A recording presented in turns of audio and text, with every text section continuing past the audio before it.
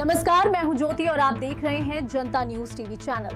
चलते हैं इस वक्त की सबसे बड़ी खबर की ओर। वाराणसी जनपद की होनहार बेटी आकांक्षा चौरसिया ने उत्तर प्रदेश लोक सेवा आयोग यूपीपीएससी की प्रतिष्ठित परीक्षा उत्तीर्ण कर समीक्षा अधिकारी रिव्यू ऑफिसर पद हासिल कर पूरे जिले का नाम रोशन किया है।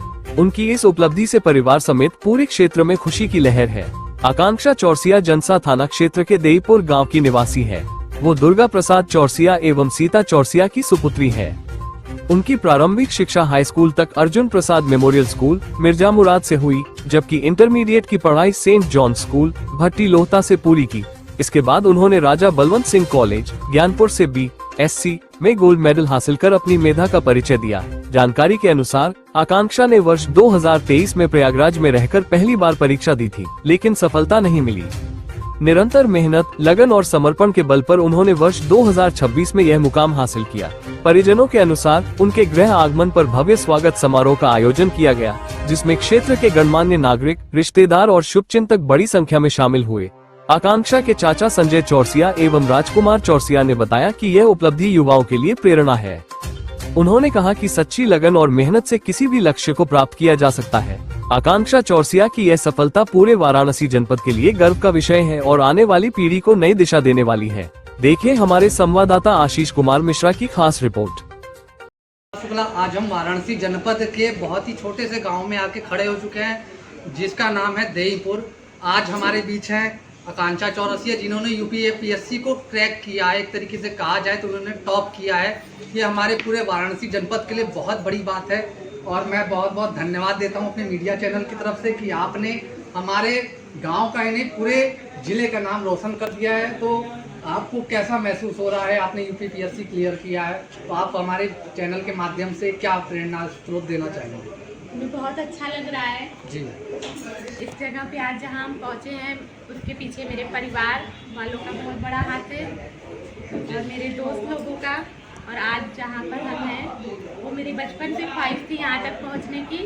आज यहाँ पर पहुँचे हैं तो बहुत गौरवान्वित महसूस कर रहे हैं। तो आप मैडम, मैं ये जानना चाहूँगा कि आपने जो यूपीपीएससी 2023 में पहले क्रैक करने का प्रयास किया, उसके बाद 3 साल आपने खुद प्रयास किया, क्योंकि जहाँ तक हमारी जानकारी सूत्रों के मुताबिक पता चला कि आपने किसी कोचिंग सेंटर के बिना सेल्फ स्टडी पे क्रैक किया है। तो क्या उद्देश्य था? मतलब क्यों यूपीपीएससी को ही आपको क्रैक करना है? ऐसा क्या उद्देश्य है? यूपीपीएससी को क्रैक करने का उद्देश्य तो जब मैंने 10th में पढ़ाई की थी, टॉप किया था, तभी से मेरा समाज सेवा के प्रति उद्देश्य रहा है। और समाज सेवा बिना पावर के, बिना पद के करना सबके लिए आसान है, लेकिन पद के साथ हम समाज में वो बदलाव ला सकते हैं जो हम बदलाव लाना चाहते हैं। आपने यूपीपीएससी क्रैक किया, इसके लिए बहुत बहुत धन्यवाद। आपने कहा कि आपके परिवारजनों ने, दोस्त यार रिश्तेदार सब ने किया। तो आपको जब 2023 में सफलता नहीं मिली तो आपको नहीं लगा कि मुझे इस चीज़ों से पीछे हट जाना चाहिए? हार की जो चुनौती आपके सामने आई, उसके बावजूद आपने डटकर मुकाबला किया। ऐसा क्या?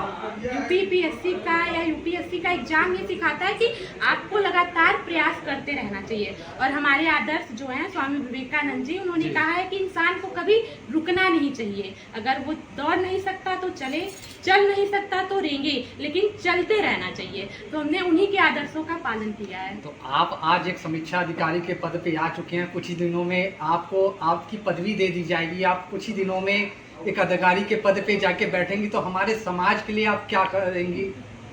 समाज के लिए हम आज जिस पद पे पहुंच रहे हैं, समाज के लिए जो भी जिम्मेदारियां हमारे ऊपर आएगी, तो हम अपने पद और परिवार दोनों में सामंजस्य बिठा कर चलेंगे। ये पद बहुत बड़ी जिम्मेदारी है। अगर कंडीशन मैडम कभी ये आ गई कि परिवार को छोड़ के हमें समाज के हित में कार्य करना है और वहाँ दोनों में से किसी एक को चुनना है, तो आप क्या देखेंगे? अगर परिवार और समाज दोनों में से, तो ये तो बहुत बड़ी नैतिक दुविधा है।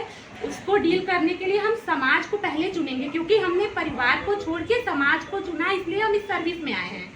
अगर हम परिवार को चुनते तो मेरे पास बहुत सारी अपॉर्चुनिटी थी जिसके थ्रू हम किसी भी जॉब में जा सकते थे, लेकिन हमने इतनी कठिन परीक्षा को चुना। तो हमारा पहला मकसद समाज होगा, फिर परिवार। तो आज आपको कैसा लग रहा है? आज इस पद पे आके, इतनी बड़ी योग्यता पा के आपको कैसा महसूस हो रहा है? बहुत अच्छा महसूस हो रहा है। जैसा कि आपका पिछला क्वेश्चन था समाज, और समाज के अंदर ही मेरा परिवार भी आता है जी। तो समाज भी रहेगा, परिवार भी रहेगा।